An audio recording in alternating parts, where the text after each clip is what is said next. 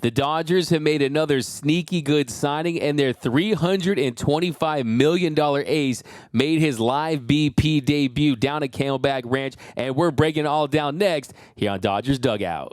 It's time for Dodger baseball. At strike three, Dodgers have won it all in 2020. Mookie Betts cranks him left field. They're going to make big signings. They're going to make impact trades. I don't care how many times this team rips my heart out, I'll never stop loving the Los Angeles Dodgers.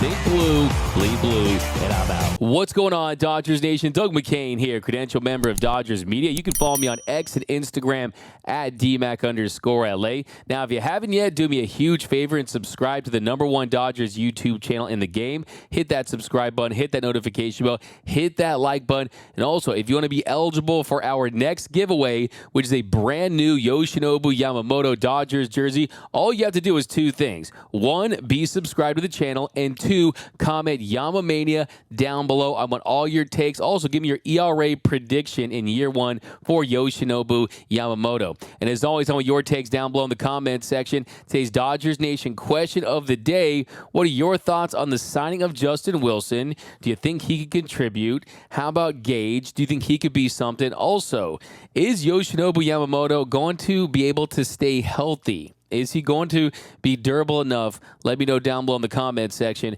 And for all the latest Dodgers news, head over to DodgersNation.com. So it was another exciting day down at Camelback Ranch in Arizona, because this morning, Yoshinobu Yamamoto, the Dodgers' new $325 million ace, faced hitters in his first live BP in Dodger Blue, and he impressed. He was electric. You saw the full arsenal on display, the fastball, the curveball. He is someone that has elite stuff, and he particularly impressed his teammate Freddie Freeman. Freddie Freeman said after, "That's some crazy stuff. I'm glad he's on our team." And the Dodgers' best hitters outside of Shohei Ohtani got a look at him. You had Freddie Freeman, you had Mookie Betts, and after the session, he got an ovation from his new Dodgers teammates.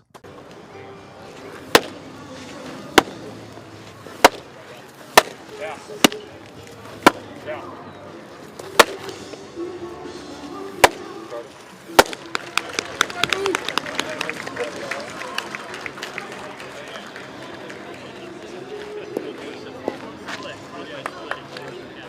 So you guys know how excited I am about Yamamoto. I think it's going to be a Yamamania. If he can stay healthy, I think he has a really good chance to win the Rookie of the Year. And I think there is a chance he could win the Cy Young. I've talked to multiple scouts.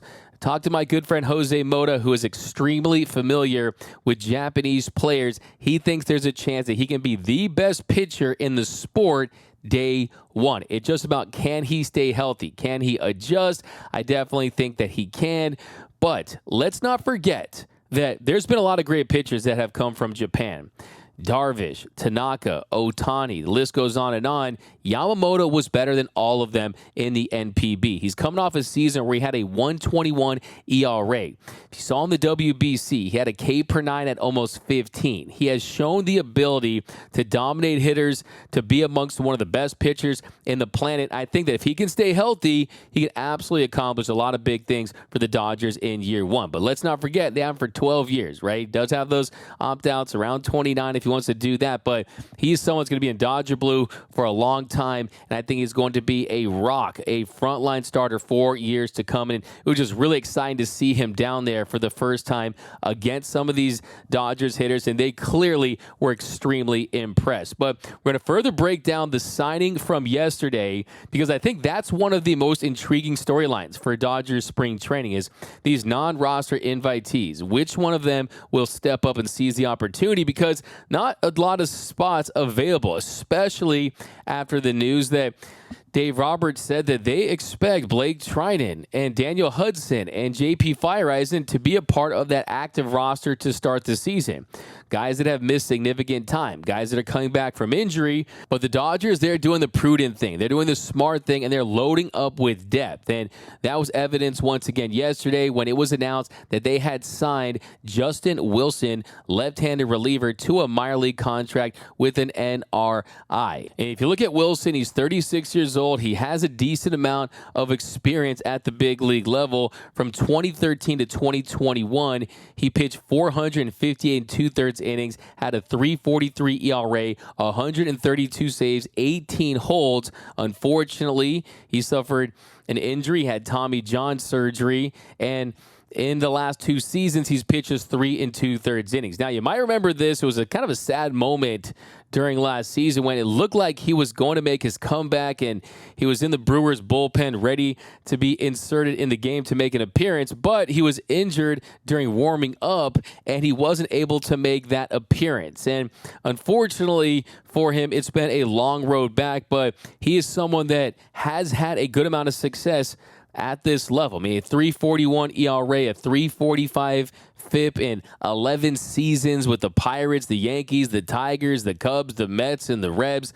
510 punchies, 210 walks, 467 innings. So this is someone who is no stranger to having success at this level, to establishing himself as a legit big league reliever. It's just a matter of getting him fully healthy and seeing what the Dodgers can do with what he has at this stage of his career. Because he is a lefty, only strange thing, he's actually had more success against righties than lefties, a 641 OPS versus 672. So a 672 OPS versus lefties and a 641 OPS versus righties. That's how they have fared against him. And yeah, just to rewind a little bit, the Dodgers, if you look at the lefties, they don't have a surplus of lefties. You look at the entire 40-man roster, you have 5 lefties.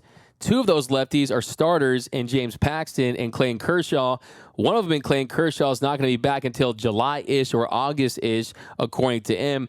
Paxton is someone who is going to be used as a starter that's trying to make that active roster to start the season so he can get that $2 million bonus. And then you have Ryan Yarbrough, who is more of a swingman. You'll see him in a multi-inning relief role. And then behind him, you have TJ McFarland and you got Steven Gonsalves as non-roster invites that are probably going to be looked at as depth pieces and guys that you don't look at as big league roster guys at this point, but guys that you can use if you're in a break in case of emergency situation. But if you look at Wilson, if you look at his stuff, he's a 4-seam cutter slider guy. We know how much the organization likes the use of that cutter. We saw what it did for Ryan Brazier's career, and the velocity-wise, last season, a very short sample size, but he was able to get that velo back in 2022, right? In 2022, the last time he pitched, he had a 95.1 mile per hour average on that 4-seam fastball. That was up from 93.6 miles per hour in 2021. So you're looking at someone that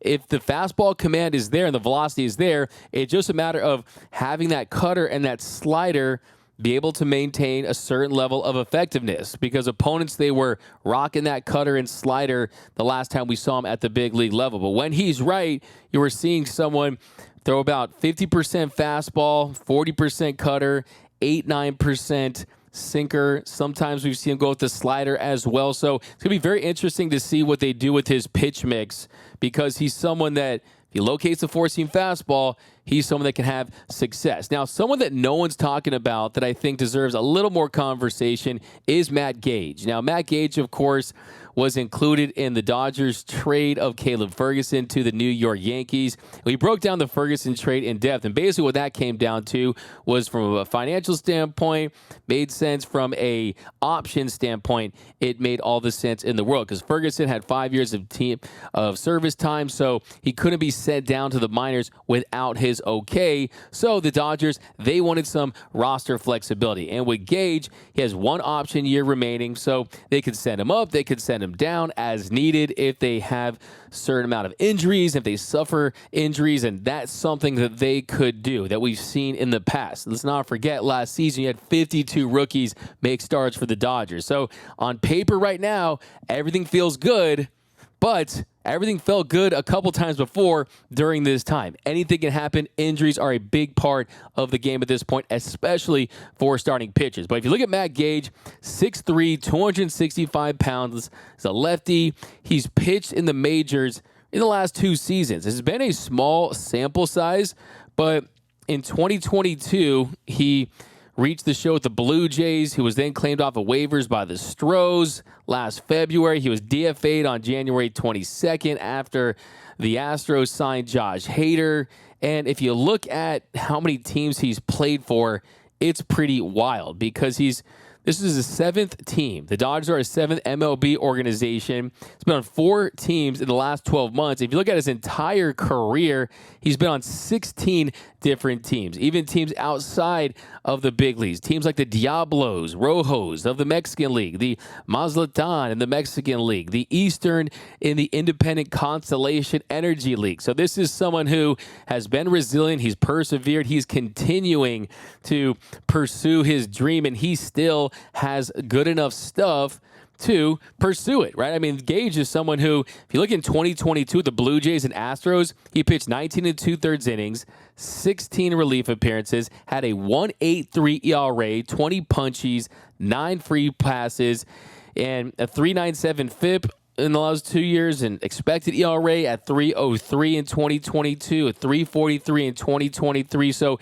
the ERA and the FIP and the ERA and the expected numbers, there is a disparity there. So he's probably a little closer to something in between that. But he is someone that I definitely think can contribute. I mean, if you look at the dominance that he's had against lefties, that's what really stands out. I mean, it was 27 plate appearances against lefties from 2022 to 2023, but he held them to 2 for 19 with 5 walks, did hit a batter, but struck out almost a third of them. So he had a lot of strikeouts there, had a lot of punch outs, and yes, it was a short sample size, but if you look at the minor league level, 134 plate appearances, opponents have slashed 143, 187, 222, and he's posted a 39.6% strikeout rate with just 7 walks. So that's a high strikeout rate against lefties, a low walk rate, and that's very impressive. And you look against righties, if you can have success against righties